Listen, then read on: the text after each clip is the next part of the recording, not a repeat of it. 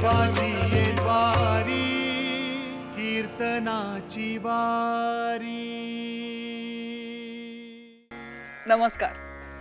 देवाची ये द्वारी कीर्तनाची वारी या भक्तीच्या जागरात आपलं सहर्ष स्वागत। माणसाचं मन चंचल, ते कधी इथे तर कधी तिथे, कधी मन पापी तर कधी मन ज्ञानी। या चंचल मनाला ताब्यात ठेवणं कठीण आणि याचाच मार्ग संतांनी भक्ती आणि नामस्मरणात दाखवलाय। त्यांच्याच पावलावर पाऊल ठेवून जोडून या धन उत्तम व्यवहारे। संत तुकारामांच्या या उक्तीचा भावार्थ समजावून सांगतायत आजचे आपले कीर्तनकार हरिभक्त परायण किशोर महाराज खरात। रूप पाहता लोचनी सुख झाले हो साजनी, तो हा विठ्ठल बरवा, तो हा माधव बरवा, तो हा विठ्ठल बरवा, तो हा माधव बरवा। पाऊला सुखाची जोडी म्हणून विठ्ठली आवडी, तो हा विठ्ठल बरवा, तो हा माधव बरवा, तो हा माधव बरवा, तो हा माधव बरवा। सर्व सुखाचे आगर बापर भूमा देवीवर, तो हा विठ्ठल बरवा, तो हा माधव बरवा, तो हा माधव बरवा, तो हा माधव बरवा। हरी जय जय राम कृष्ण हरी जय जय राम कृष्ण हरी जय जय राम कृष्ण हरी जय जय राम कृष्ण जय जय राम जय जय राम। कोण पुण्ययांचा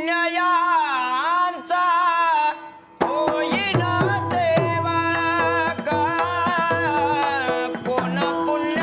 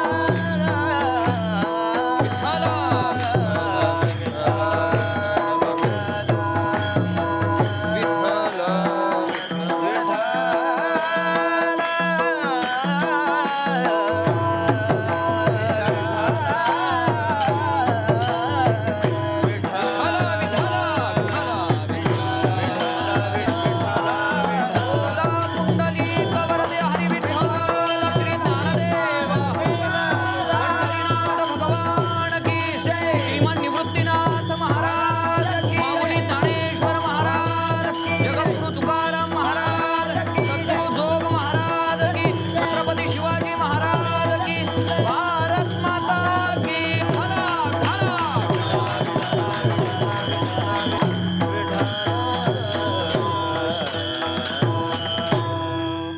कोण पुण्यांचा होईन सेवक, जिही द्वंद्वादिक दुराविली। आईसीवर मी मज दावी नारायणा, अंतरीच्या खुणा प्रकटोनी। बहु अवघड आहे संत भीती, परी जगजिठी करुणा केली। आईसीवर मी मज दावी नारायणा, अंतरीच्या खुणा प्रकटोनी।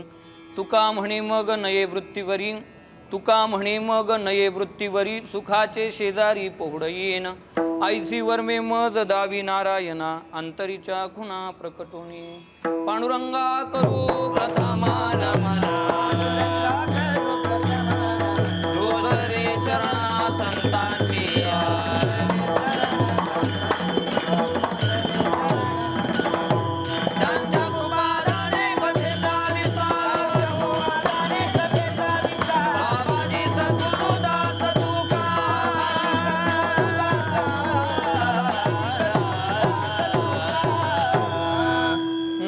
ज्ञानेश्वरा नमो ज्ञानेश्वरा निवृत्ती उदारा सोपान देवा मुक्ताबाई नमो त्रिभुवन पावनी आद्यत्रय जननी देवाची सेवे लागी सेवक झालो तुमच्या लागलो निज चरणा अहो स्वामी तुकया देवा यावरी न करावा अव्हेर जयांची किलिया स्मरण होय सकल विद्यांचे अधिकरण तेची वंदू श्री चरण श्री गुरूंचे ते नमस्कारोनी आता मस्तक हे पायावरी या वारकरी संतांच्या विठ्ठला विठ्ठला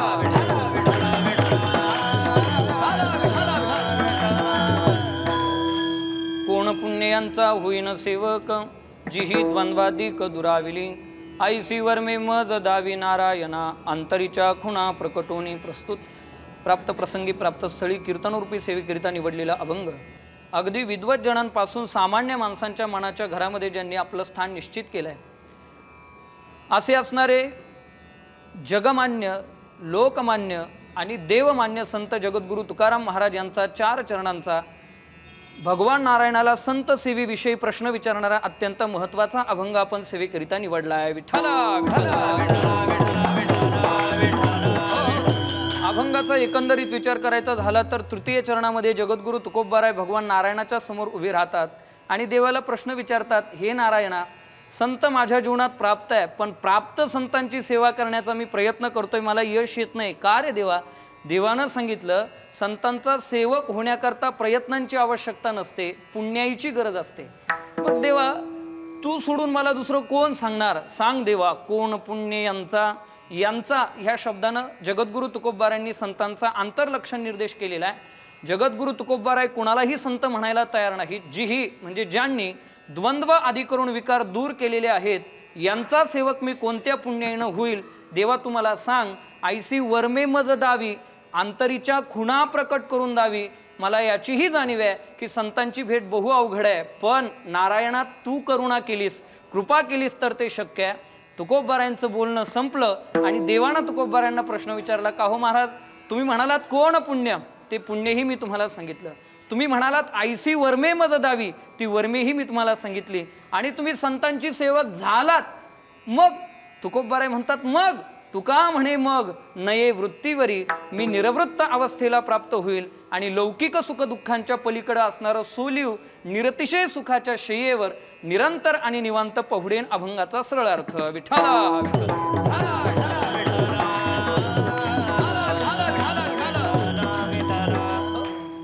आजच्या अभंगामध्ये जगद्गुरु तुकोबाराय भगवान नारायणाला प्रश्न विचारतात.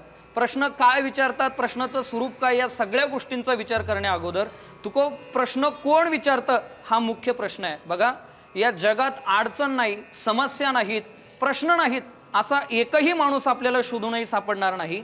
फक्त एकटा भगवान सोडला, भगवान श्रीकृष्ण परमात्मा. कारण तो परिपूर्ण साक्षात श्रीकृष्ण नान्य एवही, तो परिपूर्णतम आहे. पण बाकी सगळे जे लोक आहेत, सगळी माणसं आहेत, ते अपूर्ण आहे. कुणाकडे विचार भरपूर असतात पण भावनेचा अभाव असतो, काहींकडे भावना असते पण विचाराचा अभाव असतो, काहींकडे भावनाही असते, विचारही असतो, परंतु कृतीचा, क्रियेचा अभाव असतो. म्हणजे वाक्यात आणि वागण्यात कुठेतरी विसंगती आपल्याला बघायला मिळते. आणि म्हणूनच इथं कुणा एक आहे, एक नाही, कोठे काही कोठे काही, कुणाकडे काय कुणाकडे काय, काहीतरी कमी आहेत, काहीतरी उणीव आहेत. आता उणीव असलेला प्रत्येक मनुष्य प्रश्नच विचारतो असं नाही. मग स्वतःच्या उणीवीची जाणीव ज्याला झाली आहे तो प्रश्न विचारतो. एका महात्म्याला कुणीतरी फार गोड प्रश्न विचारला, का हो, या जगात सर्वात श्रेष्ठ ज्ञान कोणतं आहे? फार गोड उत्तर दिलं त्या महात्म्यानं. तो महात्मा म्हणाला, स्वतःच्या अज्ञानाचं ज्ञान होणं जगातलं सर्वात श्रेष्ठ ज्ञान आहे. विठ्ठला. स्वतःच्या अज्ञानाचं ज्ञान ज्या दिवशी होतं त्या दिवशी प्रश्न विचारला जातो. आपल्यासारख्या सामान्य जीवांचं सोडून द्या, परंतु भगवंताचा लढीवाळ भक्त असणारा भक्तश्रेष्ठ अर्जुनाचा विचार करा ना. आपण काय बोलला अर्जुन? पहिल्या अध्यायामध्ये युद्ध नाकारलं, मी युद्ध करणार नाही. देवा, मी तुला भस्मासूर वाटलो का? ज्यानं माझ्यावर उपकार केले त्याच्यावर अपकार करायला मी भस्मासूर वाटलो? युद्ध करणार नाही. पण देवानं ज्यावेळी अर्जुनाचा हा मोह घालवण्याकरता कान उघडणी केली, मग गीतेच्या दुसऱ्या अध्यायात अर्जुनाला कळालं की मला फार कळत होतं, असा माझा गैरसमज होता, पण मला खरोखर काही कळत नाही. स्वतःच्या उणिवेची जाणीव झाली, मला कळत नाही हे कळायला लागलं. मग गीतेच्या दुसऱ्या अध्यायात 7व्या श्लोकात अर्जुन भगवंताच्या समोर नतमस्तक होतोय आणि सांगतो, कार्पण्य दोषोपहत स्वभावः पृच्छामि त्वां धर्म सम्मूढ चेता यश्रेयस्य निश्चितम गृहीतन मे शिष्यस्तेहम शादी मामतम प्रपन्नम. अर्जुन म्हणतो, कृपणता नावाच्या दोषानं माझं अंतःकरण मलिन झालेलं आहे. ऐका, धर्म काय आणि अधर्म काय मला काही कळत नाही. देवा, निश्चित स्वरूपात आता तुम्हीच मला ज्ञान सांगा. मी अगदी नेनतेपणानं तुम्हाला शरण आलेलो आहोत. तुम्ही म्हणाल शिष्य होऊन हे ज्ञान मी देईल, तर मी तुमचा शिष्य देखील व्हायला तयार आहे. शिष्य असते हम शादीमामतम प्रपन्नम. अर्जुनाला मला कळत नाही हे कळालं. त्यावेळी अर्जुनानं देवाला प्रश्न विचारला. मग खरी गीता ग्रंथाला सुरुवात दुसऱ्या अध्यायातल्या 11व्या श्लोकापासून झाली. आशोचानन व शोचस्त्वम प्रज्ञावादांश भाषसे. इथून देवानं अर्जुनाचं अज्ञान निवृत्त करायला सुरुवात केली. विठ्ठला विठ्ठला विठ्ठला. तसं आपल्या ठिकाणी उणीव आहे याची जाणीव ज्याला झाली, मी अज्ञानी आहे याचं ज्ञान ज्याला झालं, तो प्रश्न विचारतो. पण प्रश्नाचं स्वरूप कसं असावं हा देखील महत्वाचा मुद्दा आहे. प्रश्न विचारत असताना 3 निकष मी तुमच्या समोर मांडतो. 1, प्रश्न लोकहिताचा असला पाहिजे. 2, प्रश्न जाणीवेतून असला पाहिजे. आणि 3, प्रश्न भला असला पाहिजे. बघा, एका मुद्द्याचं संक्षिप्त स्वरूपात आपण चिंतन करूयात. प्रश्न हा लोकहिताचा असला पाहिजे. निरर्थक प्रश्न विचारून काही फायदा नाही. प्रथम स्कंदा, श्रीमद भागवताच्या प्रथम स्कंदामध्ये ज्यावेळी परीक्षितीला कळालं की 7व्या दिवशी तक्षक नावाचा सर्प येऊन मला दंश करणार, राजा कपडे बदलायला सुद्धा दरबारात गेला नाही, तसाच गंगा तटाकी आला. हजारो वर्ष जगलेले ऋषीमुनी राजाच्या उद्धाराची चिंता करत होते. तेवढ्यात तत्राभवत भगवान व्यासपुत्रो, भगवान व्यासांचे पुत्र असणारे दिगंबर अवस्थेत अलक्ष लिंगो, स्त्री कोण पुरुष कोण यातला भेद ज्यांना कळत नाही, असे अवधूत वेशात शुकाचार्य त्या ठिकाणी उपस्थित झाले. सगळे ऋषीमुनी शुकाचार्यांच्या चरणारविंदी साष्टांग दंडवत घालतायत. राजानंही त्यांच्या चरणावर दंडवत घातला आणि यथासांग पूजा केली आणि पहिलाच प्रश्न विचारला. मी तुम्हाला सांगतोय प्रश्न कसा असला पाहिजे, लोकहिताचा असला पाहिजे. काय विचारलं राजानं? राजा म्हणतोय, ऐका शुकाचार्य, माझ्या मुखातला पहिलाच प्रश्न अगदी प्रथम स्कंधाच्या शेवटच्या अध्यायात विचारलं. म्रियमाणसे किम कर्तव्य, हा मरणासन्न व्यक्तीनं काय करावं? ज्याच्या हातात 7च दिवस शिल्लक राहिलेले आहेत, अशानं स्वतःच्या उद्धाराकरता काय केलं पाहिजे? मरणाऱ्या माणसानं 7 दिवसात उद्धाराकरता काय करावं हा प्रश्न राजा परीक्षितीनं विचारला. द्वितीय स्कंधाला सुरुवात झाली. पहिला अध्याय, शुकाचार्य व्यासपीठावर बसलेले आहेत. समोर दिग्गज असणारे श्रोते, विद्वज्जन, मान्यवर बसलेले आहेत आणि सगळ्यांना उत्सुकता लागलेली आहे की भागवतातला मुख्य श्रोता राजा परीक्षित आणि मुख्य वक्ता शुकमुनी, मोठा वक्ता आहे, नेमकं काय बोलणार, पहिलं वाक्य काय बोलणार, सगळ्यांना उत्कंठा लागली आणि शुकाचार्य बोलायला लागले. शुकाचार्य म्हणाले, ऐका, वर्यानेशते प्रश्न कृतम लोकहितम नृप. राजा, तू मला जो प्रश्न विचारलाय ना, तो वर्याने म्हणजे श्रेष्ठ प्रश्न आहे आणि कृतम लोकहितम, लोकहिताचा राजा तुम्हाला प्रश्न विचारलेला आहेस. लोकहितम, मी तुम्हाला विचारतो, लोकहिताचा प्रश्न कसा काय? 7 दिवसात तक्षक राजा परीक्षितीला दंश करणार आहे की आपल्यालाही करणार आहे? राजा परीक्षित हा निमित्त मात्र आहे, पण जणू काही संपूर्ण अखिल मानव जातीचं, अखिल जीवाचं प्रतिनिधित्व करतोय. मीच नाही, इथं जन्माला आलेला हर एक माणूस तो 7च दिवसात मरणार आहे आणि मग 7 दिवसात मरणाऱ्यानं उद्धाराकरता काय करावं याला म्हणतात लोकहिताचा प्रश्न. विठ्ठला विठ्ठला नाहीतर काय निरर्थक प्रश्न विचारले जातात. मी एका स्टँडवर उभा होतो आणि असंच गणवेश माझा होता. काय झालं, एक जण माझ्याकडे एकटक निहाळत होता मला, पायाच्या अंगठ्यापासून डोक्याच्या शेंडीपर्यंत. त्याला म्हटलं, काय बघतोस रे? तो म्हटला, तुम्ही महाराज का? म्हटलं, कळत नाही का? पोत्राच वाटतो का तुला? गणवेशाकडे बघून कळायला पाहिजे. तो म्हटला, ठीक आहे, हरकत नाही. तर तुम्ही कीर्तन प्रवचन करता का? म्हटलं, हो. मग माझा एक प्रश्न आहे. म्हटलं, विचार, काय प्रश्न आहे? तो म्हणाला, माझ्या प्रश्नाचं उत्तर जर तुम्हाला देता आलं, मी प्रश्न विचारतो पण एक अट आहे, माझ्या प्रश्नाचं उत्तर जर तुम्हाला योग्य देता आलं, बरोबर देता आलं, तर मी तुमच्या पाया पडेन आणि जर माझ्या प्रश्नाचं उत्तर तुम्हाला बरोबर देता येत नसेल तर तुम्ही माझ्या पाया पडायचं. आता त्यानं माझ्या पाया पडणं योग्य होतं, पण मी त्याच्या पाया पडणं, आता माझ्या पाया पडणं हे आपण योग्य म्हणायचं असं समजूत घालून घ्यायची. पण आमच्या गुरुवर्य मीराबाई महाराज मेरीकर म्हणतात 25-30 वर्षाच्या कीर्तनकाराच्या ज्यावेळी 80 वर्ष जगलेला वारकरी डोकं टेकवतो त्यावेळी कीर्तनकारानं असं समजायची गरज नाही की माझी फार योग्यता वाढली, फार लायकी वाढली. मग का पाया पडतात 80 वर्षाची माणसं आपल्या पाया, आमच्यासारख्यांच्या पाया? त्याचं एकच कारण आहे, 80 वर्ष अनुभवानं रापलेलं मस्तक आपल्या डोक्यावर ज्यावेळी टेकतं त्यावेळी आपण फार योग्यतेचे म्हणून टेकत नाही. मग ते 80 वर्ष जगलेला म्हातारा माणूस सांगत असतो, बाबा मी तुझ्या पायावर डोकं आपटून सांगतो, तुझे पाय वाकडे पडू देऊ नको, याकरता तो नमस्कार असतो. विठ्ठला. म्हणून योग्य आहे. त्याला म्हटलं विचार प्रश्न, चल. तो म्हटला महाराज ती कोपऱ्यात शिळी दिसते का तुम्हाला? म्हटलं हो.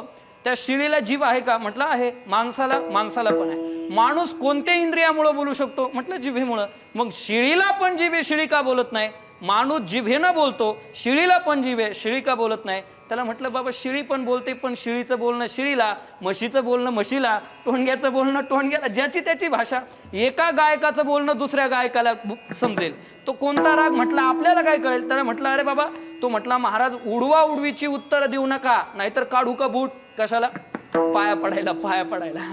त्याला म्हटलं अरे बाबा थांब 2 मिनिटं. आमचे गुरुनाम गुरु वैद्य बाबा सांगायचे बरं का, कीर्तनकाराला अगोदर व्यवस्थित पाठ करावं लागतं, ते योग्य वेळी आठवावं लागतं, श्रोत्यांना व्यवस्थित पटवावं लागतं, आणि एखादं रूम न आडवं आलं की त्याला कटवावं पण लागतं. याला कटवल्याशिवाय पर्याय नाही. त्याला म्हटलं बोल, शिळीला मराठीत बोलून दाखवू का इंग्रजीत? तो म्हटला महाराज मराठीत खूप शेळ्या बोलतात, जरा इंग्रजीत बोलली पाहिजे शिळी. शिळीपर्यंत गेलो, शिळीचा कान पकडला, जोरात पिळला. त्याला म्हटलं ऐक, इंग्रजीत शिळी बोलणार आहे, ऐक. तो म्हटला हा बोलवा. शिळीला प्रार्थना केली, शिळी आता माझी इज्जत तुझ्या हातात आहे. कान पकडला, जोरात पिळला, आणि शिळीला म्हटलं शिळे सांग एप्रिल नंतर कोणता महिना येतो? शिळी म्हणाली मे. बोलली की नाही शिळी? बोलली की नाही? मराठीत बोलली का इंग्रजीत बोलली? तो म्हटला महाराज एकच कान नाहीये शिळीला, दुसरा कान पकडून बोलून दाखवा. शिळीचा दुसरा कान पकडला आणि शिळीला म्हटलं शिळे सांग जूनच्या अगोदर कोणता महिना येतो? शिळी म्हणाली बरेच मेमले, याचा अर्थ तुम्हाला कळाला. मला सिद्धांत हा सांगायचा आहे की ज्यानं मला प्रश्न विचारला त्यानं त्याचं हित झालं का? नाही. त्या प्रश्नानं माझं हित झालं का? नाही. आणि ज्या शिळीचं विनाकारण कान पिळला गेला त्या शिळीचं तरी हित झालं का? नाही. हा निरर्थक प्रश्न आहे. म्हणून लोकहिताचा प्रश्न असावा. विठ्ठला.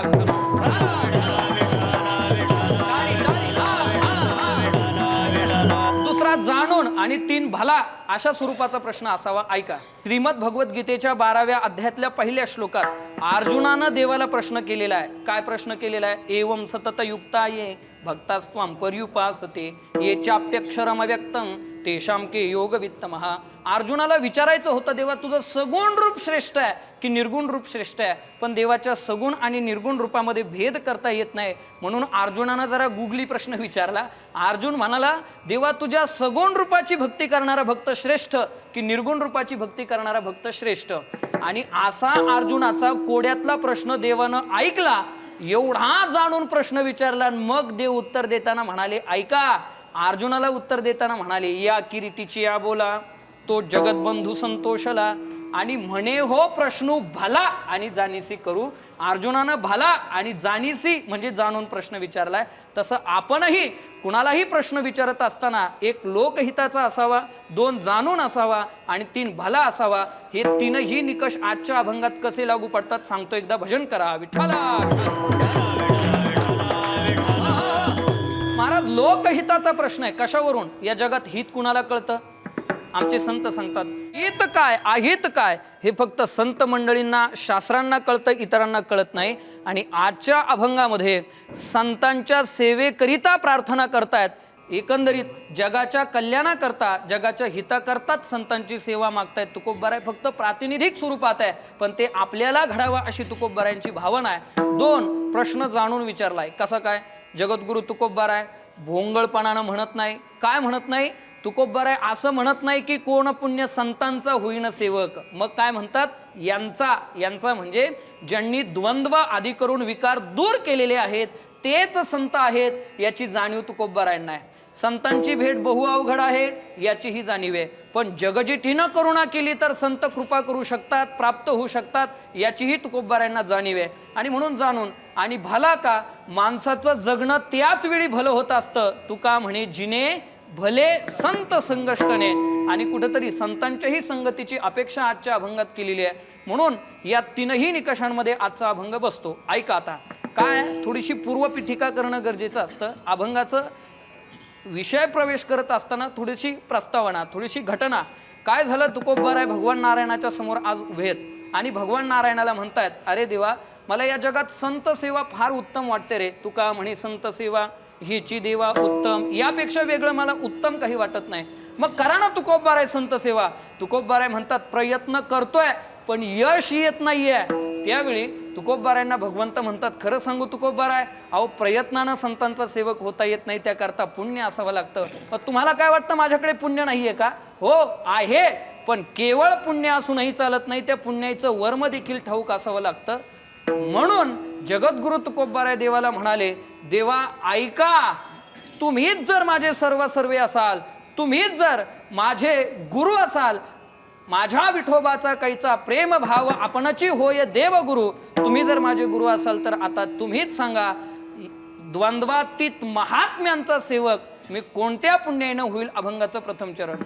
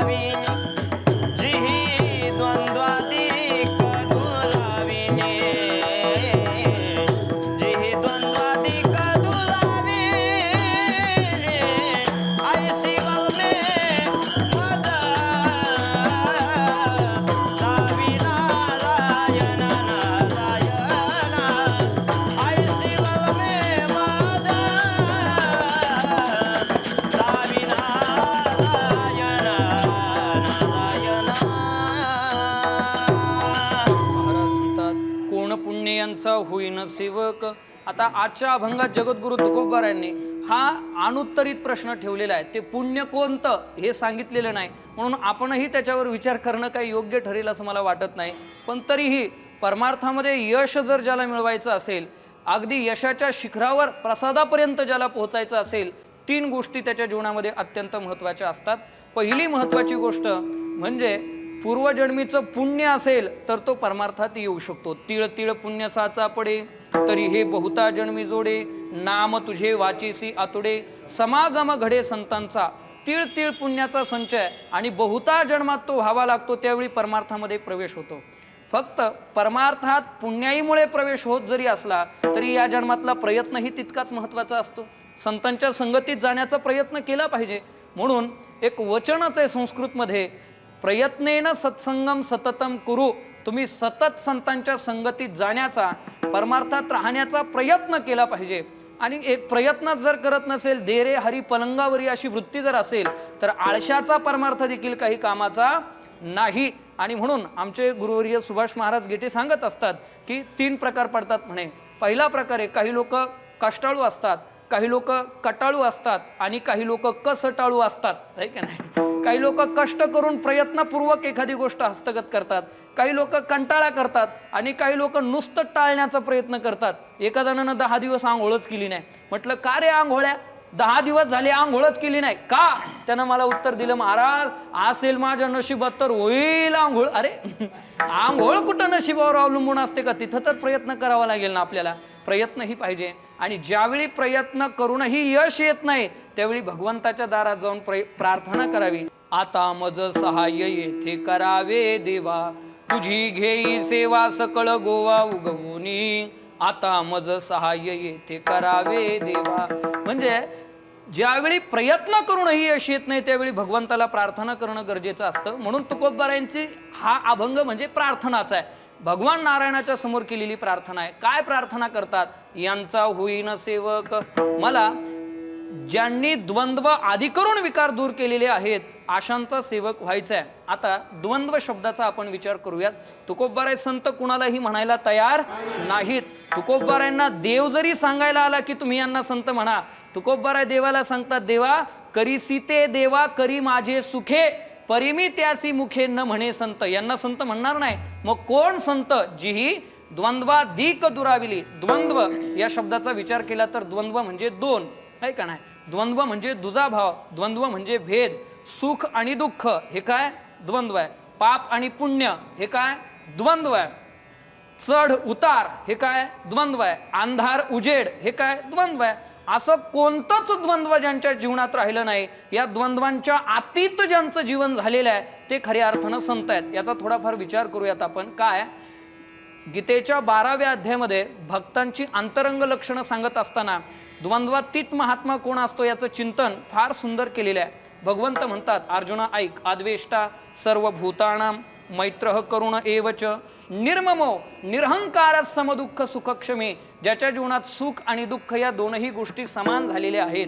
काय वर्णन केलंय? सुख दुःख समान सकळ, जीवांचा कृपाळ, ज्ञानाचा उद्बोध, भक्ती प्रेमाचा कल्लोळ, किंवा पाप पुण्य देखील ज्यांच्या ठिकाणी नाही. तुका म्हणे आम्ही झालो अग्निरूप, लागो निधी पाप आणि पुण्य अंगा. अशी ज्यांची अवस्था झालेली आहे ते द्वंद्वातीत. अद्वेष्टा जो सर्व भूतांच्या ठाई, द्वेषाते नेणीची कही आणि आपपरू नाही चैतन्य जैसा. चैतन्य जसं सर्वगत सम असतं, सगळ्यांच्या मध्ये चैतन्य असतं, तसं सगळ्यांच्या मध्ये भगवंत बघून कुणाचाही द्वेष जी महात्मे करत नाही ते खऱ्या अर्थानं द्वंद्वातीत महात्मे आहे. पंचमहाभूतांची उदाहरणं आहेत याच 12व्या अध्यायामध्ये. पृथ्वी, आप, तेज, वायू आणि आकाश. पृथ्वी ही द्वंद्वातीत आहे. पृथ्वीच्या ठिकाणी कोणतंही द्वंद्व नाही. कसं सांगतो, एकदा भजन करा. विठ्ठला विठ्ठला. साधा प्रश्न उपस्थित करतो या ठिकाणी. गांजा हा अपवित्रच मानला जातो, पण तो कुठे उगवतो? जमिनीत, पृथ्वीवर. आणि चंदन पवित्र मानलं जातं, ते चंदनही कुठं उगवतं? पृथ्वीवर, जमिनीवर. आता मी तुम्हाला विचारतो, ती जमीन, ती भूमी, ती धरणी माता असा विचार कधी करते का? गांजा पिऊन लोकांचे संसार बर्बाद होतात, बुद्धी भ्रमिष्ट होते, म्हणून मी गांजाच्या मुळ्या जाळून टाकेन आणि चंदन लावला तर पवित्रता, शीतलता मिळते, म्हणून चंदनाच्या मुळ्यांचा परिपोष करील. जमिनीच्या दृष्टीनं गांजा आणि चंदन हे दोघंही समानच. म्हणून माऊली म्हणतात, माऊली वर्णन करतात, विठ्ठला विठ्ठला विठ्ठला.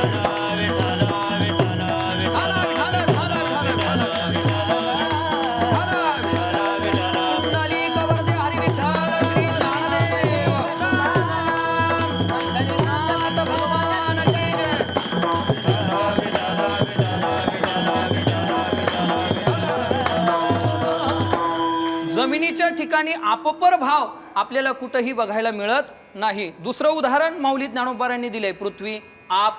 आप म्हणजे पाणी. पाण्याच्या ठिकाणी तरी आपल्याला आपपर भाव कुठे बघायला मिळतो का? नाही. का गायीची तृषा हरू, व्याघ्रा विष होवणी मारू, हे नेणीची करू तोय जैसे. तोय म्हणजे पाणी. गाय जरी पाणी प्यायला गेली तरी गायीची तहान भागवतं, आणि वाघाला का विष होऊन मारून टाकतं? कदापि नाही. आणि म्हणून पाणी देखील निर्द्वंद्व आहे. जगद्गुरु तुकोबाराय म्हणतात, पाण्यासारख्या निर्मळ स्वच्छ अंतःकरणाच्या संतांचा कोण पुण्य यांचा होईन सेवक. तिसरं उदाहरण आहे पृथ्वी, आप, तेज. तेजाचा जर विचार केला तर घरच्या लोकांना प्रकाश देतो दिवा. आणि बाहेरचे आले तर त्यांच्याकरता अंधार करतो का? नाही. माऊली म्हणतात का घरीच्या उजेडू करावा, पारखिया अंधारू पाडावा, हे नेणीची गा पांडवा दीपू जायसा, दिव्याच्या ठिकाणी घरचं आणि बाहेरचं असा अपपर भाव नाही. अगदी त्याच न्यायानं घरचा आणि बाहेरचा असा अपपर भाव ज्याच्या ठिकाणी नाही ते कोण आहेत? संत आहेत. ते द्वंद्वातीत आहेत. कोण पुण्य यांचा होईन सेवक. आपण जर आणखी विचार केला तर वायू कसा असतो? सर्वांसाठी समानच असतो ना. माऊली म्हणतात एखादा राजा आहे म्हणून त्या राजाचे श्वास वाढवतो आणि या देशातला या जगातला एखादा निर्बुद्ध मनुष्य आहे, अगदी किंकर आहे, त्याचे श्वास काय काढून घेतो, कमी करतो? नाही. माऊली म्हणतात का रायाचे देह चाळू, रंका परोते गाळू, हे नमनीच कृपाळू प्राणू पैगा. प्राणू म्हणजे वायूच्या दृष्टीनं राजाही तितकाच महत्वाचा आणि रंक देखील तितकाच महत्वाचा. हे दोघंही ज्याच्या दृष्टीनं समान असतात ते खरे द्वंद्वातीत महात्मे तुकोबराय म्हणतात कोण पुण्य यांचा होईन सेवक. आणि शेवटी आकाश नावाचं तत्व आहे. आकाशाचा जर आपण विचार केला, कसं असतं आकाश, आकाशाचं जर चिंतन आपण करू गेलो तर माऊलींनी एक छान उदाहरण दिलेलं आहे. माऊली म्हणतात जसं अवकाश म्हणजे ही सगळी पोकळीच आहे आणि या अवकाशाला जर लेप देण्याचा प्रयत्न केला तर अवकाशाला लेप बसेल का? नाही बसू शकत. माऊली म्हणतात तसं ज्याच्या जीवनाला स्तुतीचाही लेप लागत नाही आणि ज्याच्या जीवनाला निंदेचाही लेप लागत नाही, जो निंदे ते नेघे, स्तुती ते न श्लाघे, आकाशा न लगे लेपो जायचा. ज्यांची कुणी निंदा केली तरी पण त्या निंदेनं जे उद्विग्न होत नाहीत आणि कुणी स्तुतीही केली तरी त्या स्तुतीनं हुरळून जात नाहीत, ते द्वंद्वातीत महात्मे तुकोबराय म्हणतात कोण पुण्य यांचा होईन सेवक. विठ्ठला विठोबार हुमाये. टाळी वाजवा, भजन करा.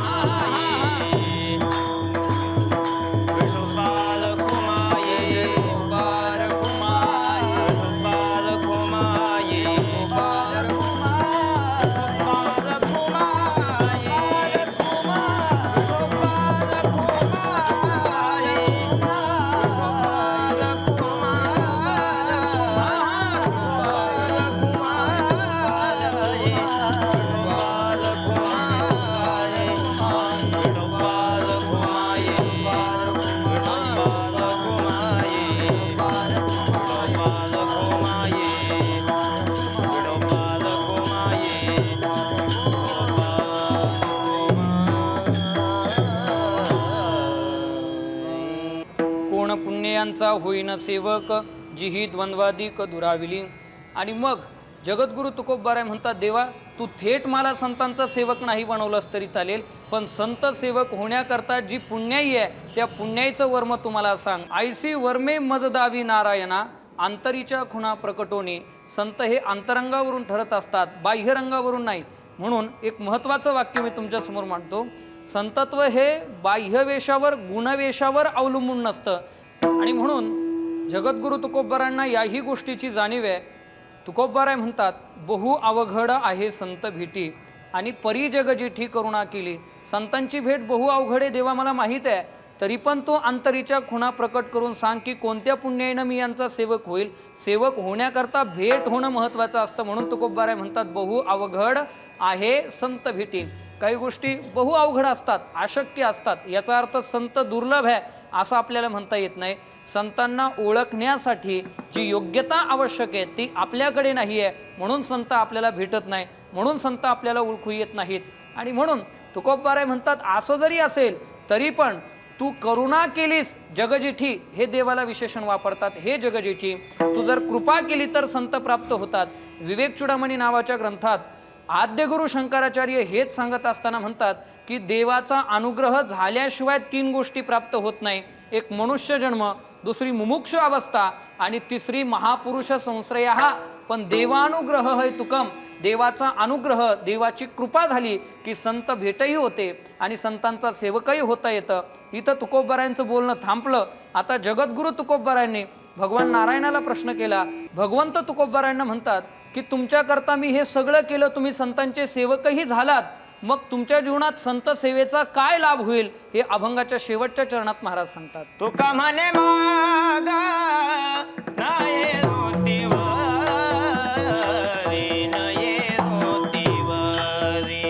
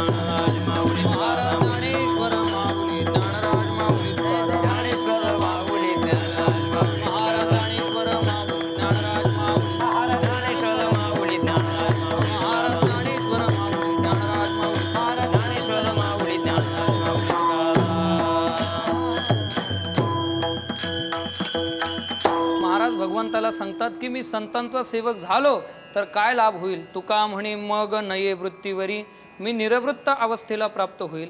माणसाची वृत्ती जर अनुकूल असेल तर माणसाला सुख होतं आणि वृत्ती प्रतिकूल असेल तर माणसाला दुःख होत असतं. पण या निरवृत्त अवस्थेलाच जर प्राप्त झालो तर मग मात्र लौकिक सुखदुःखाचा विषय राहत नाही.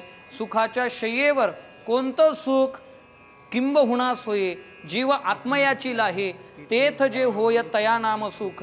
किंवा या सगळ्या गोष्टींचं चिंतन केलं तर तुकोबराय म्हणतात मी त्या महासुखाच्या ब्रह्मानंदाच्या शय्येवर म्हणजे शेजेवर निवांत आणि निरंतर पहुडेन. आणि म्हणून तर जगद्गुरु तुकोबराय त्या सुखाच्या अपेक्षेकरता आज संतांचा सेवक होण्याचा प्रयत्न करतायत. संतांचं जीवन जसं निर्द्वंद्व असतं, संतांच्या ठिकाणी कोणताही विकार नसतो, तसं आपल्यातही कोणता विकार नसावा हे संतांकडून शिकण्यासारखं आहे. आज द्वंद्व समाजामध्ये आपल्याला बघायला मिळतं. म्हणून कुटुंब व्यवस्थेला कलह नावाचा रोग लागलेला बघायला मिळतो.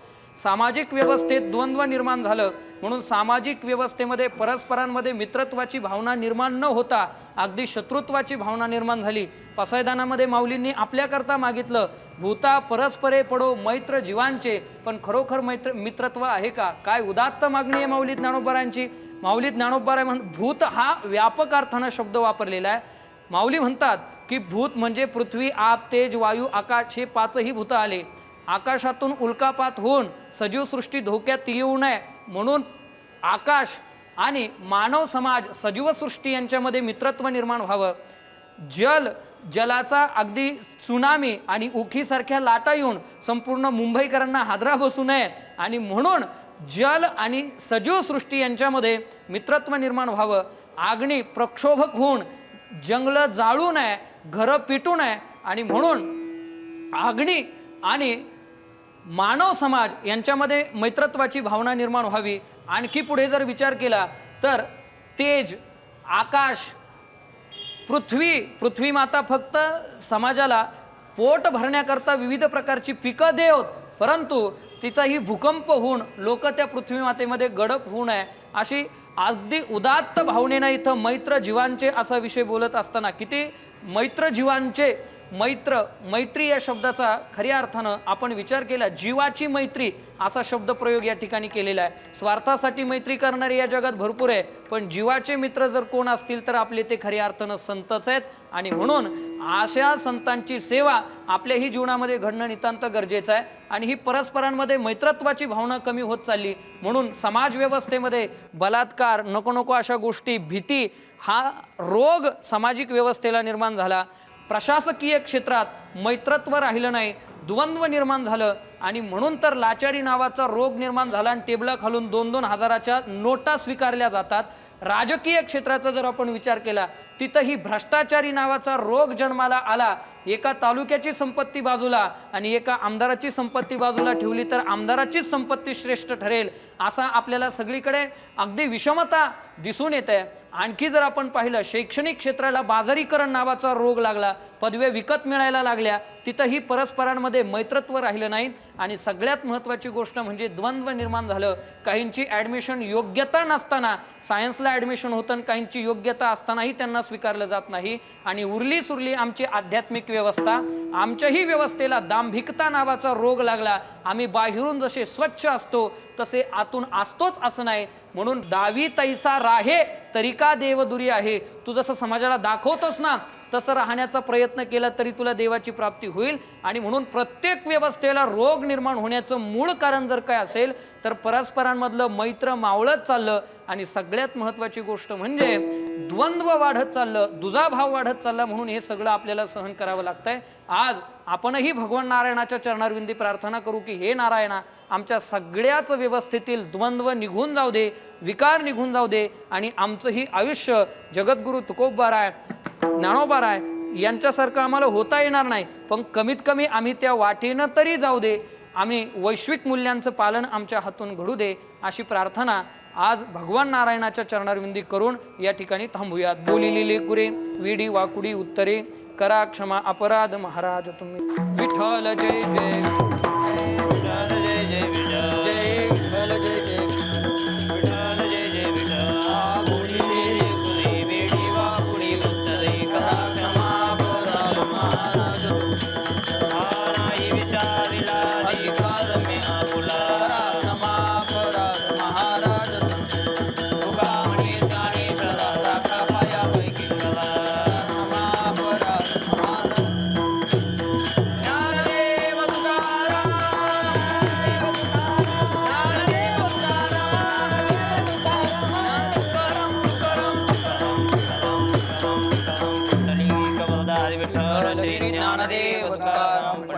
नाथ भगवान की जय. माऊली ज्ञानेश्वर महाराज की जय. जगद्गुरु तुकाराम महाराज की जय.